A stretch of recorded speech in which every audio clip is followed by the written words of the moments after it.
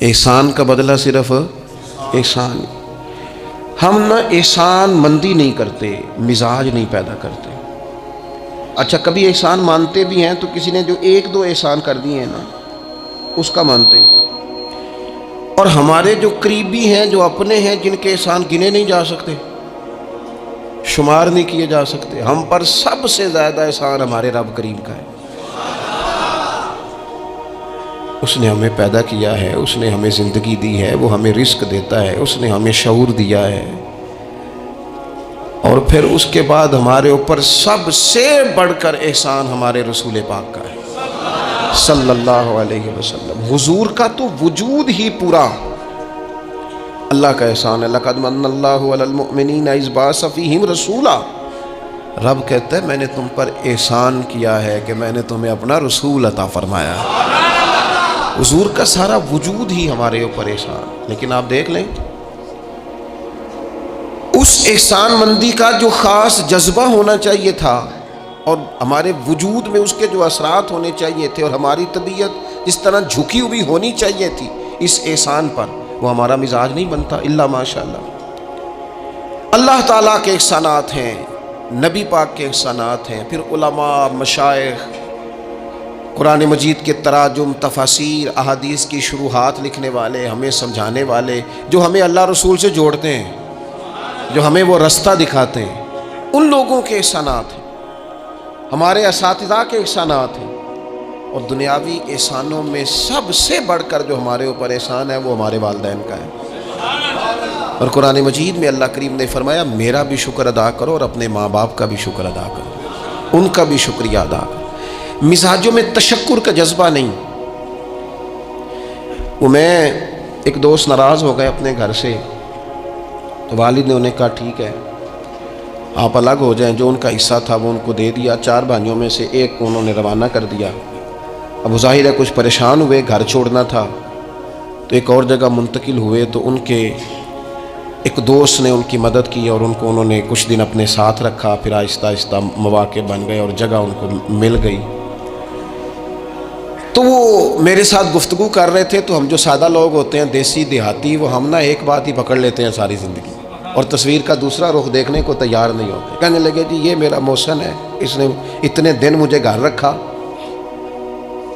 کوئی 20-25 دن اس نے مجھے اپنے گھر رکھا، پھر اس نے میرے ساتھ تعاون کیا، پھر کاروبار چلانے میں میری مدد کی، پھر مجھے مکان لے کے دیا.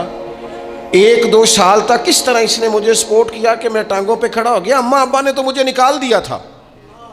اور ان کی وہ شکوے بھی بیان کرنے لگا، شکایتیں بھی کرنے لگا. تو میں نے اسے کہا کمال ہے نا، جس نے 20 دن گھر میں رکھا وہ محسن ہے، اور جس ماں نے 9 مہینے پیٹ میں رکھا اس کے بارے میں تیرا رویہ ہی بدل گیا ہے. آپ غور کریں گے اور سمجھیں گے اس بات کو کہ 9 ماں نے پیٹ میں رکھا، کیا دکھ سہے، کیا تکلیف ہے. اور میں نے کہا اس نے 2 سال سپورٹ کی ہے اور یہ تو تیرا محسن ہے. اور جس باپ نے اتنی سپورٹ کی کہ تیرے 3 بچے بھی ہو گئے، تو وہ بس 1-2 منٹ میں تو وہ چپ کر گیا. میں نے کہا تمہیں یہ سپورٹ نظر نہیں آئی؟ ہم جو پیر صاحب تک پہنچے، ہم جو استاد صاحب تک پہنچے، ہم جو دوستوں تک پہنچے، ہم جو رشتہ داروں تک پہنچے، ہم جو اولاد تک پہنچے، ہم جو سسرال تک پہنچے، ہم جہاں بھی پہنچے، اس پہنچنے میں پہلا کردار ہمارے ماں باپ کا ہے. یہ پہلی درسگاہ ہے. میرے والد صاحب اپنا نام نہیں لکھنا جانتے تھے، میری اماں اپنا نام نہیں لکھ سکتی تھی، لیکن میں اپنے دوستوں سے کہتا ہوں کبھی مجھے موقع ملے تو 2 جلدوں میں کتاب لکھوں گا اپنے ماں باپ. میری والدہ کے بارے میں کوئی مجھ سے پوچھے کہ آپ کی اماں کیا ہے، تو میں کہوں گا میری اماں میرے لیے یونیورسٹی ہے، میری اماں میرے لیے اتھارٹی ہے. اس لیے کہ اس گود کے اندر بیٹھ کے جو سیکھا ہے وہ کہیں اور سیکھنے کو نہیں ملا. میرے والد صاحب میرے لیے اسکول آف تھاٹ ہیں، میری سوچوں پر پہلا اثر ان کا ہے. ہم نا مطلب وہ نئے رنگ، نئے انداز، نئی چیزیں دیکھ کر پیچھے ہم ہر چیز بھولتے جاتے ہیں اور نوے نہ یار بنائیے. میں نہیں جی اگوں آکھنا، اس لیے کہ میرا میاں صاحب سے یہ شکوہ ہے کہ تسی کمینہ ہی آکھ چھڑے ہے. یہ تو ثقیل لفظ ہے، صوفیاء ثقیل جملے استعمال نہیں کرتے، تو ثقیل ہے لفظ. یعنی آج کل بھی کسی کو کمینہ کہنا بڑا مشکل کام ہے نا. بندہ نالائق کہہ دے، بیوقوف کہہ دے، تھوڑا سا نا لفظ قابو میں ہے، لیکن کمینہ کہنا. لیکن میاں صاحب کہتے ہیں نوے نہ یار بنائیے ایویں وانگ. او بھائی थोड़ा सा ना अपने माँ बाप के लिए बाजू बिछे हुए हो, मोहब्बत हुई हो, और यार मेरे रसूल पाक करीम महबूब अलैहिस्सलाम मासूम आमना सल्लल्लाहु ताला अलैहि वसल्लम, नबी पाक अलैहिस्सलाम ने ना फरमाया, जिसने लोगों का शुक्रिया अदा नहीं ना किया उसने अल्लाह का भी कोई नहीं किया। अगर तू किसी का एहसान मंद ही नहीं, अगर तू किसी का मशकूर ही नहीं, तो तू अल्लाह का क्या शुक्र अदा करे। हुजूर ने फरमाया, जब कोई तुम्हारे साथ नेकी करे तो बेहतरीन बदला देने की कोशिश करो।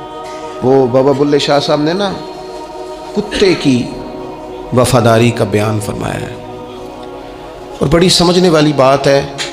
बाबा साहब कहते हैं कि कुत्ता जो है ना उसके हम मालिक है, तो हमारा भी तो कोई मालिक है ना। फरमाते हैं एक रोटी कुत्ते को डालते हैं, दूसरी मांगे तो कई दफ़ा लोग जूता भी मार देते हैं, लेकिन ख़ुद मालिक जो है कुत्ते का वो पंखे के नीचे एसी के नीचे सोया है, और कुत्ता जाके सुबह किसी दरख्त के नीचे सोता है, और सारी रात मालिक सोया हुआ है, ये पहरेदारी कर रहा है, और किसी को भी इसके घर में आने नहीं दे रहा। कहते हैं तू कुत्ते का मालिक है तो तेरा भी तो कोई मालिक है ना। तू राती जागे ते शैक सदावे, राती ते जाग दे कुत्ते तैथों उत्ते, मालक दा दर मूल न छड़ दे। वो 4 साल बीमारी आ जाए तो लोग माज़अल्लाह अल्लाह के शिकवे करते हैं, और तू जूते मारता है तो तेरा जानवर तेरे घर से जाने को तैयार। लोग बोरी में डाल के बंद करके छोड़ आते हैं, उसे पता है मालक छोड़ गया है, लेकिन घर आने से पहले बिल्ली फिर आ जाती है। राती जागे तू शेख सदावे, राती जाग दे कुत्ते तैथों उत्ते, मालक दा दर मूल न छड़ दे। भावें मारो 100 जुत्ते, एक बुरकी दा कदर पछानन, भावें मालक हो मन सुते। ए तैथों उत्ते रुखा सुखा खा, दिने जा रुखा विच सुते। तैथों उत्ते उठ बुलिया, चल यार मना लै, नहीं तो फिर बाजी लै गए नहीं कुत्ते। उठ बुलिया चल यार मना लै, नहीं तो बाजी लै गए। जिन्हां तना विच इश्क न रचिया, कुत्ते उन्हां थी चंगे। और वेखो ना मालक दे कर राखी कर दे साबर भूखे नंगे। अपनी ज़िंदगी में कुछ मिजाज शुक्र वाला। नबी पाक अलैहिस्सलाम ने फरमाया, जो तुमसे नेकी करे उसे अच्छा बदला देने की कोशिश करो। और हुजूर फरमाने लगे, अगर बदला देने की ताकत ना हो तो फिर उसके लिए दुआ करो, और इतनी करो इतनी करो इतनी करो मोहसिन के लिए दुआ कि तुम्हें यूँ लगे कि तुमने हक अदा कर दिया है। फिर उसके लिए दुआ करो, अपने मोहसिनों का शुक्रिया। और यारो मेरे नबी पर कोई एहसान नहीं कर सकता, लेकिन मेरे रसूल पाक सल्लल्लाहु अलैहि वसल्लम से जिसने थोड़ी सी भी मोहब्बत की ना, मदीने वाले लेने गए मेरे नबी पाक को हिजरत से पहले, तो हुजूर के चचा हज़रत अब्बास रदी अल्लाह ताला अन्हु हालांकि अभी कलमा नहीं पढ़ते थे, वो कहने लगे, मदीने से लेने आने वालों, नबी पाक यहाँ बड़े मुअज़्ज़ज़ हैं, इनका बड़ा एजाज़ है, अगर तुम महबूब की हिफाजत कर सकते हो तो फिर लेके जाना। तो अहले मदीना ने कहा कि आप एक दफ़ा भेजें तो सही, हम तो अपने अहले खाना से बढ़कर हिफाजत करेंगे। ये बातें हो रही हैं। एक अंसारी थे हज़रत अबुल हैसम, उठ के ना हुजूर के करीब गए, कहने लगे, या रसूलल्लाह एक बात कर लूँ? हुजूर ने फरमाया, कर लो। अर्ज़ की, हुजूर हमारे जिन जिन से भी ताल्लुकात हैं हम सब से बिगाड़ देंगे, हुजूर हम सिर्फ और सिर्फ आपकी गुलामी करेंगे, लेकिन एक हल्का सा डर है, अगर इजाज़त हो तो अर्ज़ कर लूँ? हुजूर ने फरमाया, करो। अर्ज़ करने लगे, या रसूलल्लाह कल को अगर आपको गलबा मिले और अल्लाह के फजल से मिलेगा, तो फिर ऐसा ना हो कि आप अपनी कौम की तरफ लौट आएँ, तो फिर हमसे ये फिराक ये बिछोड़ा सा नहीं जाएगा। हुजूर फिर आप वापस तो नहीं आएंगे? तो हुजूर ने उनकी बात सुनी तो हुजूर मुस्कुरा पड़े, फरमाया, मदीने वालों सुनो, कभी ना भूलना मैं तुम में से हूँ और तुम मुझ में से हो। छोड़ के क्यों? हमारे एक बुजुर्ग से किसी ने कहा था, ओ तुम लोग मदीने ज़्यादा रहते हो, हालांकि नबी पाक ने तो मक्के में ज़्यादा वक्त गुजारा है। 63 साल उम्र मुबारक में से 53 साल मक्के में गुजारे, मदीना तय्यबा में तो सिर्फ 10 साल गुजारे, और तुम हर वक्त मदीना करते हो। वो कहने लगे, जाके अपना कैलकुलेटर ठीक कर, तेरा ये फ़लसफ़ा भी ठीक नहीं। नबी पाक ने मक्के में 53 साल गुजारे हैं और मदीने में क़यामत तक के लिए डेरा लगाया है। जाके कैलकुलेशन ठीक कर। हुजूर ने फरमाया, रहना भी यहाँ है, दफन भी यहाँ होना है, क़यामत में उठूंगा तो मेरी कब्र भी मदीने से खुलेगी। مدینے والوں نے نا ایک دفعہ پھر ایک موقع آیا، مکہ فتح ہو گیا، تو فتح مکہ کے بعد نا ایک جنگ تھی، اس جنگ میں نا کچھ مال غنیمت آیا، تو نبی پاک علیہ السلام نے وہ مال غنیمت، یہ ایک مؤلفۃ القلوب قرآن پاک کی اصطلاح ہے، تالیف قلب کے لیے مال دینا، تو مکے کے لوگ مسلمان زیادہ ہوئے تھے، نئے ہوئے تھے، حضور نے مال زیادہ دیا، صحیح حدیث میں موجود ہے، زیادہ مال ذرا محبوب نے ان لوگوں کو دیا۔ تو ایک دو نوجوان انصار مدینہ میں سے کہنے لگے ابھی تو ہماری تلواروں سے اہل قریش کا خون ٹپک رہا ہے اور مال انہیں زیادہ مل گیا۔ تو حضور نے ایک خیمے میں اہل مدینہ کو جمع فرمایا تم نے یہ بات کی ہے؟ سچ بولنے والے لوگ تھے، عرض کی حضور ایک دو جوانوں کے منہ سے نکلی ہے۔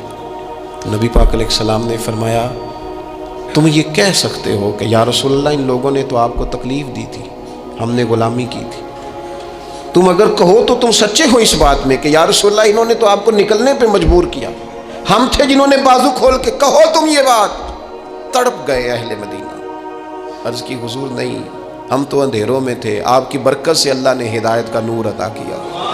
یا رسول اللہ صلی اللہ تعالیٰ علیہ وسلم، آپ کے ذریعے اللہ نے ہمیں اپنی پہچان عطا کی، قرآن عطا فرمایا، یہ ساری نعمتیں آپ کے صدقے ملی۔ پتہ حضور نے اہل مدینہ کی وفاؤں کا کس طرح ذکر فرمایا مدینے والو اگر ہجرت کا موقع نہ ہوتا، رب نے ہجرت نہ رکھی ہوتی تو میں تو انصار مدینہ میں سے ہوتا۔ اور حضور فرمانے لگے اگر لوگ چلیں مختلف وادیوں میں تو مدینے والو جس وادی میں تم چلو گے میں بھی اسی وادی میں چلوں گا۔ اور حضور نے فرمایا میرے مدینے والوں سے، انصار مدینہ سے صرف مومن ہی محبت کرے گا، اور ان سے جو بغض رکھے گا وہ منافق ہوگا، کیونکہ ان کی وفاؤں کا صلہ ہے کہ رسول پاک نے انہیں عزتیں عطا فرمائی۔ تھوڑا سا اپنی زندگی میں احسان مندی کا مزاج، ہمارے ہاں نا خود غرضی کو باقاعدہ رواج دیا گیا، اور بڑے بڑے غلط جملے جو اخلاقاً اپنی زبان سے ادا بھی نہیں کیے جا سکتے، میں تو جی کام نکالنے کے لیے کسی کو بھی باپ بنا لیتا، معاذ اللہ، مسلمان تو اس طرح کی بات نہیں کر سکتا۔ یہ خود غرضی، یہ لالچ، یہ وقتی طور پر کسی شخص کو استعمال کرنا، ٹیشو پیپر بنانا، یہ اہل ایمان کا تو طریقہ ہی نہیں۔ وہ تو یاد رکھتے ہیں ہر ایک کا احسان، وہ تو کسی نے محبت کی ہو تو اس کا خیال رکھتے ہیں، وہ تو ان چیزوں کو حضرت جعفر طیار نے کہاں شہادت دی تھی جنگ موطا میں، اور حق تھا اہل ایمان کا کہ وہ شہادت پیش کرتے، لیکن دین کے لیے گئے نا، حضور علیہ الصلاۃ کے فرمان پر گئے تو محبوب نے ان چیزوں کو یاد رکھا۔ جب ان کی شہادت کی خبر آئی تو حضور خود حضرت جعفر طیار کے گھر گئے، ان کے بچوں کو سینے سے لگایا، 3 دن تک حضور کے گھر سے کھانا پک کے آتا رہا۔ اور حضرت جعفر طیار کے بیٹے کہتے ہیں میرے لیے نبی پاک نے دعا کی تھی برکت کی، تو فرماتے ہیں زندگی میں کوئی ایسا سودا مجھے ملا ہی نہیں جس میں اللہ نے ڈھیروں نفع نہ عطا فرمایا۔ لیکن ان کی اہلیہ حضرت جعفر طیار کی گھر والی رو پڑی، عرض کی یا رسول اللہ صلی اللہ تعالیٰ علیہ وسلم اب میرے بچوں کا کیا بنے گا؟ والد کا سایہ اٹھ گیا، لیکن اسلام کسی کا حق نہیں رکھتا، کوئی مخلص ہو کر دین کے ساتھ چلے اور پھر اس شخص کا حق رکھا جائے، اس کی قدردانی نہ ہو، اس کو نوازا نہ جائے۔ من عمل صالحا من ذکر او انثی وهو مؤمن فلنحیینہ حیاتا طیبہ۔ اللہ فرماتے ہیں جو بھی ایمان لانے کے بعد نیک اعمال کرے، چاہے مرد ہو چاہے عورت ہو مومن، فلنحیینہ حیاتا طیبہ، ہم اسے پاکیزہ زندگی عطا فرمائیں گے، اسے اعزازات سے نوازا جائے گا، حیات طیبہ ملے۔ حضرت جعفر طیار رضی اللہ تعالیٰ عنہ کی اہلیہ اور میرے بچوں کا کیا بنے گا؟ والد چلا گیا، بڑے مسائل ہوتے ہیں زندگی میں، ہم نے دیکھا ہے والد کے جانے کے بعد کس طرح کی آزمائشوں سے لوگوں کو گزرنا پڑتا ہے۔ شروع میں لوگ آ کے کہتے ہیں ہم تمہارے ساتھ ہیں، پھر لوگ کہتے ہیں کوئی ایسا تو نہیں نا ابا چلا گیا، بڑا کچھ دے کے گیا ہوگا، اور پھر یہ نکمے کیوں ہیں، یہ کام کیوں نہیں کرتے، پھر وہی لہجے تھوڑے ہی عرصے کے بعد تبدیل ہو جاتے ہیں، انداز بدل جاتا ہے۔ لیکن جناب جعفر طیار کی اہلیہ جب رو رہی تھیں، آنسو بہا رہی تھیں، تو میرے محبوب نے بھی ایک وعدہ کیا، حضور نے کہا اگر ان کے باپ نے دین کے ساتھ نیکی کی ہے، خدمات پیش کی ہیں، تو پھر اسلام کسی کا حق تھوڑی رکھتا ہے۔ نبی کریم صلی اللہ تعالیٰ علیہ وآلہ وسلم نے فرمایا تو پریشان نہ ہو، انا ولیہم فی الدنیا والآخرہ، فرمایا میں دنیا میں بھی ان کا وارث بنوں گا، میں قیامت میں بھی ان کا وارث بنوں گا، میں والی ہوں، میں سرپرست ہوں ان کا دنیا اور آخرت میں۔ میرے دوستو اپنے مزاجوں میں تھوڑا تھوڑا سا نا پلٹ کے دیکھا جائے، محسنین پر غور کیا جائے، کتنے لوگ تھے انہوں نے ہمیں سہارا دیا، کتنے لوگ تھے زندگی کے موڑ پر کس طرح کر کے انہوں نے ہمارے ساتھ شفقتیں کی۔ میں نے تو کالج میں دیکھا ہے کہ جن کو بالکل دنیا دار نوجوان کہا جاتا ہے اور کوئی دینی تعارف اور دینی وفاداری نہیں رکھتے، وہ بھی ایک دوسرے کی فیسیں دے رہے ہوتے ہیں، وہ بھی ایک دوسرے کو کہہ رہے ہوتے ہیں چل یار سیر پہ جانا ہے چلتے ہیں، لیکن کسی کی نیکی کو یاد بھی تو رکھا جائے۔ حالات بدلتے ہی عنوان بھی بدل جائے، تھوڑی سی تبدیلی آتے ہی انسان کا مزاج بھی بدل جائے۔ یہ احسان مندی کا نہ ہونا، اور اگر کبھی ہونا بھی تو وہ جذباتی قسم کی، جیسا میں نے کہا کہ ایک دو احسان کسی نے کیا وہ تو یاد رکھ لیا گیا، دوسری شادی کرنا بالکل جائز ہے، کوئی اس میں دو رائے نہیں، اگر کوئی حق ادا کر سکتا تو کرے، لیکن نبی پاک علیہ السلام نے سیدہ خدیجہ الکبریٰ کی موجودگی میں دوسرا نکاح نہیں کیا۔ اعلیٰ حضرت بریلوی رحمۃ اللہ علیہ حج کے لیے تشریف لے گئے تو وہاں جتنے علماء اس وقت موجود تھے وہ سارے آ کے بیٹھ گئے، حضور ہمیں حدیث پاک پڑھا دیں، ہمیں تفسیر کے اسباق پڑھا دیں، ہم شاگرد بننا چاہتے ہیں، اسناد لے رہے ہیں۔ اب اس زمانے میں لوگ 6 ماہ سال اس سے بھی زیادہ حرم شریف میں رہتے تھے، تو وہاں کچھ لوگوں نے کہا حضور اتنا عرصہ آپ کو یہاں رکنا ہے تو آپ یہاں نکاح کر لیں۔ فرمانے لگے دوسری شادی جائز بھی ہے اور میں اس کی طاقت بھی رکھتا ہوں، لیکن اعلیٰ حضرت فرمانے لگے میری اہلیہ نے نا تکلیفوں میں میرا ساتھ دیا ہے، میں اسے وقت نہیں دے پایا، دین کے کام میں لگا رہا، لیکن اس خاتون نے بڑی نیک نامی کے ساتھ میرے ساتھ زندگی بتائی ہے۔ یہ اعلیٰ حضرت کے لفظ ہے۔ فرمانے لگے میں طاقت بھی رکھتا ہوں، شریعت کی اجازت بھی رکھتا ہوں، لیکن میں دوسری شادی اس لیے نہیں کروں گا کہ میری بیوی کو تکلیف ہوگی۔ لیکن یہاں جناب حالات بدلے نہیں تو عنوان بدلا نہیں۔ میں نے کہا ہے کہ ناجائز نہیں کہہ رہا میں اس کو کسی مقام پر بھی، لیکن کچھ چیزیں ایسی ہیں جس کو آگے بڑھ کر ہم سیرت اور سمانے سے لے سکتے ہیں۔ سیدہ خدیجہ الکبریٰ رضی اللہ تعالیٰ عنہ نے حضور سید عالم علیہ السلام کے ساتھ وہ وقت گزارا تھا جو اسلام پر غربت کا وقت تھا، جو کفار کی اذیتیں برداشت کرنے کا وقت تھا، جس وقت معاذ اللہ کمر مبارک پر اونٹ کی اوجڑیاں رکھی جاتی تھی، راستے میں کانٹے بچھائے جاتے تھے، پتھر برسائے جاتے تھے۔ اس موقع پر سیدہ پاک حضور کی بارگاہ عالی مرتبت میں رہی، حضور کی ہر زوجہ کی کیا شان ہے۔ اور پھر سیدہ عائشہ صدیقہ جو محبوبہ ہیں محبوب خدا کی، کیا عظمتیں ہیں، پر سیدہ خدیجہ الکبریٰ کا انفرادی انداز ہے۔ حضرت عائشہ صدیقہ کہتی تھی میں نے اس خاتون پر ہمیشہ رشک کیا، بڑے سارے لوگ آتے تھے حضور سے ملنے، لیکن دروازے پر ایک خاتون بولی، جناب حالہ بنت خولد، دروازے پر خاتون بولی، اجازت مانگی السلام علیکم کے بعد میں آ جاؤں؟ تو سیدہ عائشہ صدیقہ فرماتی ہے محبوب نے جھٹ سے چہرہ مبارک اٹھایا، فرمایا یہ تو حالہ کی آواز ہے، یہ تو خدیجہ کی بہن ہے، یہ دیکھو کتنی آواز ملتی ہے، تو خدیجہ کی بہن ہے، حالہ کی، جلدی سے بلاؤ۔ کہتے وہ آ گئی، بیٹھی، چلی گئی۔ میں نے عرض کی حضور اللہ تعالیٰ نے آپ کو بڑی بہتر ازواج دی ہیں، پر اس خاتون کا بڑا ذکر کرتے ہیں، تو سیدہ کہتی ہیں دیکھتے دیکھتے ہی حضور کے آنسو چھلکے، دیکھتے دیکھتے ہی رخساروں سے وہ نور بھری لڑی مبارک داڑھی کے قریب آنے لگی۔ محبوب فرمانے لگے جب لوگوں نے میرا حوصلہ توڑا تو عائشہ خدیجہ نے مجھے حوصلہ دیا، کہا لوگوں نے میرا انکار کیا وہ مجھ پر ایمان لائیں، لوگوں نے مجھے جھٹلایا انہوں نے میری تصدیق کی، اور پھر کہا اللہ نے مجھے جو اولاد دی وہ بھی خدیجہ الکبریٰ کے بدن سے دی۔ وَلَا تَنْسَبُوا الْفَضْلَ بَيْنَكُمْ، آپس میں ایک دوسرے کے احسان بھلا نہ دو۔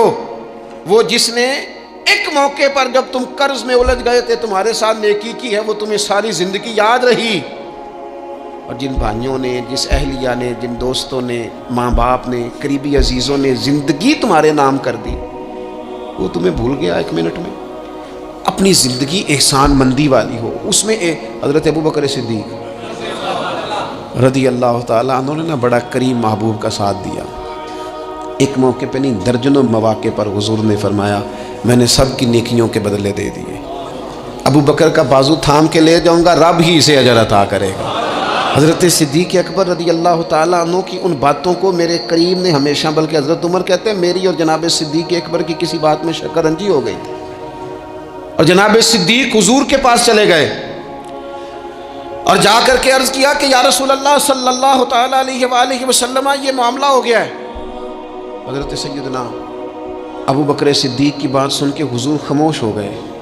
حضرت صدیق نے عرض کی حضور میں نے کہا بھی تھا، عرض بھی کی تھی، لیکن عمر فاروق مانے نہیں، یہ اگر کوئی بھائی معذرت کرے تو اس کی قبول کر لینی چاہیے۔ ہمارے ہاں نا احساس ہونے پر منتیں کرتے دیکھے ہیں میں نے بھائی، اپنے بچوں سمیت آ کے بیٹھے دیکھیں اور چار یار غلطی ہو گئی تھی۔ وہ بندہ جس کی روزانہ لاکھوں غلطیاں رب معاف کرتا ہے، وہ کسی کی ایک خطا بھی معاف کرنے کو تیار نہیں ہے۔ شادی کا موقع ہے، منانے کے لیے جا رہے ہیں رشتہ دار، کہتے ہیں آج ہی تو ٹائم آیا ناراض ہونے کا، اور تیار ہی نہیں ہے، راضی نہیں ہوتے۔ یہ حدیث یاد رکھ لینا، نبی پاک علیہ الصلوۃ والسلام نے فرمایا جس کا بھائی اس کے پاس معذرت لایا، معافی مانگنے آیا اور اس نے معاف نہ کیا، محبوب فرماتے میرے حوض کوثر پہ نہ آئے، یہاں نہ آئے۔ وہ تیرا بھائی ہاں کوئی عقیدے کا مسئلہ تھا، کوئی شرعی معاملہ تھا تو بات اور تھی، ذات کے لیے بت بنا کے رکھے ساری زندگی، اور معافی دینے کو ہم تیار نہ ہوئے، احساس ہی نہیں پیدا کیا کہ وہ جو آ گیا ہے وہ تو اب آ گیا، اب ہمیں درگزر کا حکم تھا۔ حضرت ابو بکر صدیق رضی اللہ تعالیٰ عنہ نے معذرت چاہی، لیکن جناب عمر کے مزاج میں جلال تھا، وہ ناراض ہیں۔ حضرت صدیق حضور کی بارگاہ میں حاضر ہو گئے، سارا مدعا عرض کر دیا۔ حضرت عمر کہتے ہیں میں پیچھے گیا، اور جب میں گیا تو میں حال سارا سمجھ گیا۔ کہتے ہیں جب نبی پاک کی بارگاہ میں گیا تو جو حضور کے جملے تھے وہ جناب صدیق اکبر کی عظمت کو کہاں سے کہاں لے گئے۔ محبوب فرمانے لگے عمر کیا تم میری خاطر ابو بکر کو چھوڑ نہیں سکتے تھے؟ فرمایا جب سب مجھے جھٹلا رہے تھے یہ میری تصدیق کر رہا تھا، جب سب کی تلواریں نیام سے باہر نکلی ہوئی تھی اور ابو بکر سینہ کھول کے میری حفاظت کر رہا تھا، تم میری وجہ سے اسے چھوڑ نہیں سکتے تھے۔ احسان کسی کا تو یاد رکھا جائے، اور جو لوگ احسان مند تھے، حضرت شیخ سعدی رحمۃ اللہ تعالیٰ علیہ فرماتے میں نے دیکھا ایک شخص کے پیچھے پیچھے ہرن چل رہا تھا، وہ ذرا میرے قریب آیا تو میں نے اسے آ کے کہا کہ یہ ہرن تو بندہ دیکھ کے بھاگ جاتا ہے، تیرے پیچھے کیسے چل رہا ہے؟ تو سعدی فرماتے ہیں وہ شخص کہنے لگا اس کا بچہ مر رہا تھا، میں نے بچایا ہے، میں نے اس کے بچے کو پانی پلایا ہے، گھاس کھلائی ہے، تو جب سے یہ دم ہلاتا ہلاتا میرے پیچھے ہے۔ حضرت سعدی فرماتے ہیں اس کے گلے میں رسی کوئی نہیں تھی، اور اگر اس کے گلے میں کوئی رسی تھی تو احسان کی رسی تھی جس سے وہ بندھا ہوا پیچھے پیچھے چلا آ رہا تھا۔ کوئی تو ایسی رسی، یہاں تو بھائی اتنا عجیب معاملہ ہو گیا ہے۔ ہمارے ایک بہت بڑے بزرگ عالم ہیں تو ایک دن فرما رہے تھے یار حد ہو گئی ہے، جن کو پڑھایا تھا لکھایا تھا وہ مقابلے میں آ کے بیٹھ گئے، ہم نے شاگرد بنائے تھے کہ دشمن تیار کیے تھے۔ وہ عربی کا ایک محاورہ ہے نا جس سے نیکی کرو پھر اس کے شر سے بھی بچو، بعض تو اسے حضرت علی کا قول بھی کہتے ہیں۔ اپنی زندگی میں یہ مزاج کبھی نہ بنائیں، کبھی نہ بنائیں، کبھی کوئی ایسی طبیعت کے اندر بات نہ لائیں۔ لوگ مختلف لوگوں کے بارے میں نام لے کے ٹھٹھا کرتے ہیں معاذ اللہ، اور بڑی بڑی باتیں سناتے ہیں۔ ایک خان صاحب سے میری ملاقات ہوئی کچھ عرصہ پہلے، تو ایک انتہائی غریب آدمی کے گھر میں نے انہیں ڈیوٹی کرتے دیکھا، تو میں نے کہا آپ یہاں ڈیوٹی کرتے ہیں؟ کہنے لگے یہ ہمارے صاحب بڑے امیر ہوتے تھے، غریب ہو گئے، سب چھوڑ گئے، حالات کا تغیر بدلا۔ تو میں نے کہا آپ کیوں نہیں چھوڑ کے گئے؟ کہنے لگے کیا کروں، مجبوری ہے، نمک خار ہوں، ان کے گھر کا نمک کھایا ہے، اب حالات کے تغیر اصلہ نال جے نیکی کریے، وہ نسلاں تاک نہیں بھول دے۔ تو وہ میرے دوست کہنے لگے میں نے اسے 20 دفعہ کہا ہے کہ تو چلا جا، سب چلے گئے اور میرے پاس گنجائش بھی نہیں، لیکن یہ کہتا ہے یہیں روٹی کھائی ہے، جب راج کے ملتی تھی تب بھی کھاتے تھے، اب ایک ملتی آدھی آدھی کھائیں گے، رہنا یہیں پہ ہے۔ احسان مندی کا مزاج، اور بالخصوص اپنے قریبیوں کے بارے میں، اپنے اہل خاندان میں سے قریبیوں کے بارے میں احسان مندی کا مزاج بنائیں۔ اپنی طبیعت سے ناشکری، اپنی طبیعت سے رشتوں کو توڑنا، اپنے مزاج سے اپنے قریبیوں کے احسانات کو بھول جانا، اس سے باہر آئیں۔ اپنے اساتذہ کے لیے جذبات پیدا کریں۔ اعلیٰ حضرت رحمۃ اللہ علیہ فرماتے استاد بدرجے باپ کے ہے، اور اس استاد سے کون مراد ہے؟ شیخ مرشد بھی اسی میں داخل ہے، جس سے ہم تربیت لیتے ہیں، جس کی وجہ سے اللہ ہمیں کوئی خیر نصیب کرتا ہے، جس کی بات سے کچھ سیکھتے ہیں وہ بھی اس میں داخل ہے۔ فرماتے ان کا حق ہے، اور جو حق والے تھے انہوں نے حق اس طرح سمجھا کہ حضرت مولا علی شیر خدا فرماتے ہیں میرا استاد اگر چاہے تو مدینے کے چوک میں کھڑا کر کے مجھے بیچ دے، میں بک جاؤں گا، لیکن اس کے حق سے میں پیچھے نہیں ہٹوں گا۔ 17 رمضان المبارک کو جنگ بدر ہوئی، نبی پاک علیہ السلام نے فرمایا رب کریم نے بدریوں سے وعدہ کر لیا ہے، جو جو بدر میں شریک ہوئے اللہ نے وعدہ کر لیا ہے رب سب کو جنت عطا فرمائے گا۔ اہل بدر میں سے کوئی شخص آتا نا تو صحابہ اٹھ کے اس کا استقبال کرتے۔ بدر کے لوگوں نے جب کہا نا شہدائے بدر اور شہدائے احد کو فلاں فوت ہو گیا فلاں مر گیا، تو اللہ نے کہا وَلَا تَقُولُوا لِمَن يُقْتَلُ فِي سَبِيلِ اللَّهِ أَمْوَاتٌ، خبردار تم نے مردہ کہنا بھی نہیں، جائے میرے راستے میں اور پھر اسے مردہ کہا جائے، بل احیاء، بلکہ وہ زندہ ہیں، وہ زندہ ہیں۔ تم شعور نہیں رکھتے ان کی زندگی کا تو تم نے مردہ کہہ دیا، وہ تو زندہ ہے۔ میرے دوست جتنے بھی لوگ اسلام میں، حضرت عمر فاروق کہتے ہیں میں حضرت صدیق اکبر کے پاس بیٹھا تھا تو ایک خاتون آ گئی دربار خلافت میں کسی کام سے، تو حضرت سیدنا ابو بکر صدیق نے اپنے کندھوں سے چادر اتاری، اس چادر کو زمین پہ بچھایا، اس بیٹی کو اس خاتون کو اپنی چادر پہ بٹھایا۔ تو حضرت سیدنا عمر کہتے ہیں میں نے کہا اللہ نے آپ کو اتنی شانوں سے نوازا ہے، انبیاء کے بعد آپ سب سے افضل ہیں، اور آپ اپنی چادر کس کے لیے بچھا رہے ہیں؟ کون ہے آخر یہ خاتون؟ تو حضرت ابو بکر صدیق فرمانے لگے حضرت سعد بن ربیع رضی اللہ تعالیٰ عنہ نے میدان احد میں حضور کے قدموں میں جان قربان کی تھی۔ میں نے کہا ہاں، کہنے لگے یہ اسی سعد بن ربیع کی بیٹی ہے، یہ آج آئی ہے۔ اور ہمارے ملک میں کیا ہوا؟ کبھی پلٹ کے دیکھنا شہداء کے خاندان کس کیفیت میں، کبھی پلٹ کے دیکھنا سرحدوں پہ جان دینے والوں کے بچوں کی کیفیت کیا ہے۔ کبھی کسی تقریب میں بلا لیا جاتا ہے، دو جملے کہہ دیے جاتے ہیں، کوئی ایک آدھ میڈل بھی دے دیا جاتا ہے، لیکن کبھی پلٹ کے دیکھنا ان کی کیفیات کیا ہیں، ان کا خیال رکھا، ان چیزوں کو غور کیا گیا۔ کسی نے اگر کسی مقام پہ کوئی نیکی کی تو اس نیکی کا اعزاز رکھا گیا۔ میں نے تو اپنی زندگی میں دیکھا ہے، بڑا چھوٹا آدمی ہوں کہ میں نے دیکھا ہے دین کا کام آپ تھوڑا کرتے ہیں، رب آپ کو اجر اتنا عطا کرتا ہے، اتنا عطا کرتا ہے کہ انسان شرمندگی میں پانی پانی ہوتا جاتا ہے کہ یہ تو بالکل میری اوقات ہی نہیں تھی، یہ تو کیفیات ہی نہیں تھی، یہ اس مسجد کے نقشے کی جب بات چل رہی تھی تو نقشہ منظور کرنے والوں میں سے ایک صاحب نے مجھے کہا اتنی بڑی مسجد بنا رہے ہیں تو وہاں تو آبادی کوئی نہیں، تو اتنی بڑی مسجد بنا رہے ہیں تو لوگ کہاں سے آئیں گے؟ تو میں نے کہا ہمیں تو پہلے بھی نہیں پتا کہاں سے آتے ہیں۔ وہ کہنے لگے نہیں پھر بھی کوئی اندازہ تو ہو۔ میں نے کہا کہ میں چلیں مسلمان پر ویسے ہی اعتبار کرنا چاہیے، تو میں تو ویسے ہی پگڑی داڑھی والا ہوں، سچ بتاتا ہوں مجھے نہیں پتا کہاں سے آئیں گے، پر امید ہے کہ آ جائیں گے۔ اب جو آ رہے ہیں وہ مجھے صرف ایک ہی بات کہہ رہے ہیں تہاڈی جگہ تھوڑی ہے، جگہ ذرا بتا لو۔ میں نے کہا ذرا ٹھہر جاؤ، جو چیزیں ہو رہی ہیں ان کو ذرا مینج کر لیں۔ دیکھو اللہ تبارک و تعالی، اللہ کا رسول دین کسی کا قرض نہیں رکھتا، ہمارے مخلص ہونے میں دیر ہوتی ہے، ہم اور جلدی شکوہ کرتے ہیں اپنی زبان پہ، اللہ تعالیٰ ہمیں معاف فرمائے۔ بعض اوقات نہ چاہتے ہوئے کچھ ایسی باتیں آ جاتی ہیں جن میں بعد میں شرمندہ ہوتی ہیں، یار یہ جملہ کیوں کہا، دین تو بڑا اعزاز دینے والا۔ اپنے محسنوں کا شکریہ ادا کریں۔ آپ یقین کریں میں نے زندگی میں ایسے اساتذہ دیکھے جن کا مقصود تنخواہ لینا نہیں تھا، پڑھانا تھا، اور انہوں نے جیب سے خرچ دے کے بچوں کو پڑھایا، دل لگایا، جدوجہد کی۔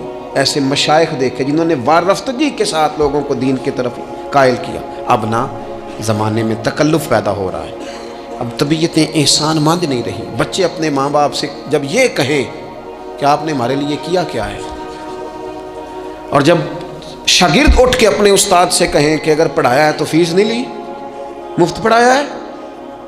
اگر کوئی بیوی اٹھ کے اپنے خامد سے کہہ دے، نبی پاک علیہ السلام نے فرمایا، بخاری میں موجود ہے، کہ ساری زندگی تم عورت کے ساتھ نیکی کرتے ہو لیکن تمہارا ایک عیب دیکھتی ہے تو وہ کہتی ہے میں نے تو کبھی تم میں کوئی بھلائی دیکھی نہیں، یہاں تو سکھ پایا ہی نہیں۔ فرمایا اس بنیاد پر کثرت سے عورتیں دوزخ میں جائیں گی۔ اور اگر وہ خاتون جس نے سارے دکھ سکھ دھوپ چھاؤں خامد کے ساتھ گزاری، اگر خامد اسی کو اٹھ کے تانازنی کرے، اس کے دو ایک کاموں کو بنیاد بنا کر کے یہ چیز نہیں ملی، یہ کپڑا وقت پہ استری ہوا نہیں ملا، اس کی زندگی کی ساری نیکیوں کو توڑ کے رکھ دے، یہاں تک کہ اس کے ماں باپ کے بارے میں بھی کمزور جملے کہے، وہ اللہ کا قرآن کہتا ہے وَلَا تَنْسَبُوا الْفَضْلَ بَيْنَكُمْ، آپس میں ایک دوسرے کا احسان بھول نہ جایا کرو، تھوڑا سا احسان مند رہیں، تھوڑا سا چیزوں کو سمجھیں، تھوڑا غور کریں۔ اگر یہ مزاج میں بات پیدا ہو جائے تو زمانے میں قرار آئے گا، ہم ایک دوسرے کی قدر کا احساس ہوگا، مل کے رہنا ہم پسند کریں گے، ہمارے اندر وہ چیزیں آئیں گی۔ یہ ادارے بنتے ہیں، یہ چلتے ہیں، لوگ آتے ہیں، میرا ہی نام ہے، مجھے ہی لوگ جانتے ہیں، میرا ہی تعارف ہوتا ہے، لیکن میں تو ابھی آیا ہوں، تو جس نے یہاں میرے آنے سے پہلے صفیں بچھائی ہیں وہ بھی تو بڑا قیمتی آدمی ہے نا، جس نے جھاڑو دیا اس کی بھی تو بڑی بات ہے نا۔ جو میں چلا جاؤں گا اپنے معاملات میں، جہاں مجھے مزید سفر کرنے نکل جاؤں گا تو یہاں ڈیوٹی کریں گے، یہاں سے چیزیں اٹھائیں گے، ان کی بھی تو بڑی بات ہے نا۔ لیکن ہم احسان ماننے کو تیار، یعنی سو رہے ہیں سیٹھ صاحب گاڑی میں، پیر صاحب، علامہ صاحب سب سو رہے ہیں، ڈرائیور گاڑی چلا رہا ہے، وہ سویا ہوا ہے، پتہ نہیں کتنی دیر ہو گئی، ایک ذرا جگہ کسی جگہ بریک لگ گئی ہے تو آنکھ کھلتے کہتا ہے دھیان نہ چلا، او بھائی تو سویا ہوا تھا۔ اس کی نیکی سمجھ، جس نے ساری رات تجھے سفر کرایا ہے اور یہاں تو تلخ ہو گیا صرف ایک بات پر۔ احسان مندی کا مزاج نہیں۔ مطعم بن عدی ایک سردار تھا قریش کا، یہ بات نا، یہ ایک میں پڑھتے پڑھتے، میں بدر کو پڑھ رہا تھا دراصل، یہ ایک بات میں نے پڑھی تو یہ سارا عنوان ہی میں نے بدل دیا، میں نے کہا بات ہی اس پہ کرنی۔ ایک شخص کا ذکر آیا بدر میں، مطعم بن عدی کا، کافر ہے، مسلمان نہیں ہوا، بدر میں اس کا ذکر آیا۔ ذرا دیکھیے ذکر کیسے آیا۔ نبی اکرم صلی اللہ تعالیٰ علیہ وسلم جب طائف سے واپس آئے نا، تو جب کوئی شہر سے جاتا تھا واپس آتا تھا تو کسی کی پناہ میں آتا تھا تاکہ پھر کو اسے تکلیف نہ دے، اس دور کا رواج تھا۔ تو نبی پاک علیہ السلام جب واپس آئے تو کئی لوگوں سے بات کی گئی لیکن کوئی بھی آگے نہ بڑھا حضور کی حفاظت کے لیے۔ تو مطعم بن عدی اپنے 6 یا 7 بیٹوں کو لے کر اسلحے سمیت پوری شان و شوکت کے ساتھ نبی پاک کو لے کے آیا، اور پھر حضور نے بیت اللہ شریف میں نماز پڑھی۔ وقت گزر گیا، ایک دور کی بات تھی، ایک بات تھی، وہ دور گزر گیا، اس کے بعد بڑے دور آئے، اللہ نے معراج عطا کی، حضور یہاں آ گئے مدینہ طیبہ میں، یہاں سینکڑوں لوگ مسلمان ہوئے، بدر میں اللہ نے فتح دی۔ جب بدر کے قیدیوں کی بات چل رہی تھی نا، یہ جو لوگ قیدی ہو کے آئے ہیں انہیں کس طرح چھوڑنا ہے، تو بڑے بڑے سردار مکے کے تیار تھے سفارش کے لیے آنے کے لیے کہ ان قیدیوں کو چھوڑ دیا جائے۔ یہاں بھی مشورہ ہو رہا تھا کیا کرنا ہے، قتل کر دیا جائے ان کفار کو، یہ بھی مشورہ تھا، فدیہ لے کے چھوڑ دیا جائے، یہ بھی مشورہ تھا، بہت ساری چیزیں ابھی طے ہونی تھی۔ تو ان ساری باتوں کے بیچ اچانک کیفیت بدلی۔ صحابہ کہتے ہیں باتیں ہوتے ہوتے ایک نیا رخ بات نے اختیار کیا۔ محبوب کریم اچانک فرمانے لگے آج اگر مطعم بن عدی زندہ ہوتا، کیونکہ وہ فوت ہو گیا تھا، کہا آج اگر مطعم بن عدی زندہ ہوتا اور وہ مجھ سے آ کے کہتا ہے ان قیدیوں کو چھوڑ دے، تو حضور فرماتے ہیں میں دیر نہ کرتا، فوراً ہی چھوڑ دیتا، چونکہ مجھے اس کی وہ نیکی یاد ہے، اس نے وہ جو اس وقت میرے ساتھ رویہ رکھا مجھے بھولا نہیں۔ صرف ایک بات آپ کی خدمت میں عرض کرنا چاہتا ہوں کہ اپنی زندگی میں نا، وہ انسان بڑا چھوٹا ہوتا ہے جب ماں اسے وقت دیتی ہے، بڑا چھوٹا ہوتا ہے جب باپ اسے وقت دیتا ہے۔ بڑے اساتذہ کے پاس بڑی کتابیں جب بندہ پڑھتا ہے وہ بھی بڑا وقت ہوتا ہے، لیکن جب اسے یہ اچھی طرح پہچان کرانی ہوتی ہے نا کہ یہ الف ہے، یہ با ہے، اور نہیں یہ تا ہے، آنکھیں کھول کے دیکھ، 2 نقطوں والا تا ہوتا ہے، یہ سا ہے، وہ بھی بڑے مشقت والے لوگ ہوتے ہیں، وہ بھی بڑی محنت کرتے ہیں، لیکن کیا کریں بھول جاتے ہیں لوگ، نہیں یاد رہتا۔ وہ جس کی بات سن کے اللہ نے دین کی توفیق دی، اس کی بات سن کے اس طرف مائل ہوئے، پھر ریسرچ کی اور پھر اسی کو ان پڑھ کہنا شروع کر دیا، پھر کہا کہ وہ توجہ تو اس نے دلائی تھی پر یہ بندہ ہی ٹھیک نہیں۔ یہ ہمارے ہاں عجیب ناشکری کا اور احسان فراموشی کا مزاج آیا ہے۔ ہمیں ہمارا دین کہتا ہے آپس میں ایک دوسرے کے احسانوں کو بھلانا نہ، اور نیکی کا بدلہ ہمیشہ نیکی رکھنا۔ حضور نے فرمایا شکریہ ادا نہ کر سکو تو محسن کے لیے دعا ضرور کرنا۔ اپنی زندگی، یہ جو لوگ احسان مند ہوتے ہیں نا، یہ بڑے نفیس لوگ ہوتے ہیں، یہ حدود کے اندر ہوتے ہیں، یہ بڑے باادب ہوتے ہیں، ان کی زندگی سلجھی ہوئی ہوتی ہے، ڈھلی ہوئی ہوتی ہے، یعنی یہ وہ لوگ ہوتے ہیں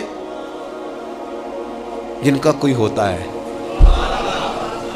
یعنی ان کی کوئی سند ہوتی ہے، ان کے کوئی پیچھے ہوتا ہے، ان کی کوئی بہک ہوتی ہے، انہیں کوئی کہنے والا ہوتا ہے، ان کا کوئی استاد مرشد ہوتا ہے، انہوں نے کسی سے سیکھا ہوتا ہے، ان کی کوئی پشت ہوتی ہے، یعنی یہ وہ ہوتے ہیں جن کا کوئی ہوتا ہے۔ اور جو کہے کہ میں تو ساری محنت آپ ہی کی تھی، ابے بھی کچھ نہیں سی دیتا، بھائی بھی چھٹ گئے سن، فلانا بھی تو بھائی او بھائی تو ڈھلا ہوا ہی نہیں ہے، ایسا آزاد بندہ، اس طرح کی کیفیات، یہ انداز درست نہیں ہے، اپنی زندگی کو احسان مند بنائیں۔ ہم بڑے لوگوں کے احسان مند ہیں، آپ یقین کریں کبھی سوچتے ہیں تو ڈھیر سارے لوگ ایسے ہیں جن کے بارے میں سوچتے ہیں یار تیرا شکریہ کیسے ادا کریں گے، کہاں سے وہ لفظ لائیں گے جن سے تیرے بڑے سارے زندگی میں لوگ ہوتے ہیں۔ بس اپنا مزاج احسان مندی والا بنائیں، نہ جزا دے سکیں اور نہ کوئی بدلہ دے سکیں تو دعا کے تو الفاظ ادا کیے جا سکتے ہیں۔ ایک ضروری بات آخر میں آپ سے یہ عرض کرنی ہے، یہ جو رمضان المبارک کا آخری عشرہ ہوتا ہے نا، یہ بڑا قیمتی ہے۔ میں پہلے بھی دوستوں سے عرض کرتا رہتا ہوں کہ ہم نا یہ آخری 10 دن اکثر بازاروں میں گھوم کے گزار دیتے ہیں، پہلے بھی ساری خریداری کی جا سکتی ہے۔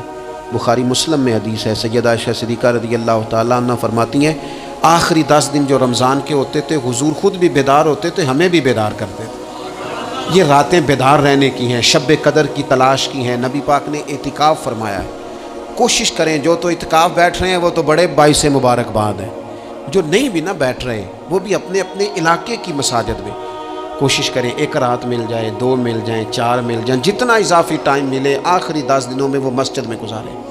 زیادہ سے زیادہ وقت قرآن پاک پڑھیں، استغفار پڑھیں، درود پاک پڑھیں، یہ 3 ہی وظیفے ان کے ساتھ، اور رات کا وقت کوشش کریں قیام میں گزرے، نوافل میں گزرے، جہاں جہاں بھی آپ، اس کو ہم نے ضائع نہیں کرنا۔ یاد آتی ہے تو آنسو بھی نکلتے ہیں، دعا بھی نکلتی ہے۔ تھے کچھ لوگ پچھلے سال جو اس سال موجود نہیں ہیں، وقت تیزی سے گزر رہا ہے، تو یہ سعادتیں بڑی قیمتی ہیں، ان کو ضرور حاصل فرمائیں۔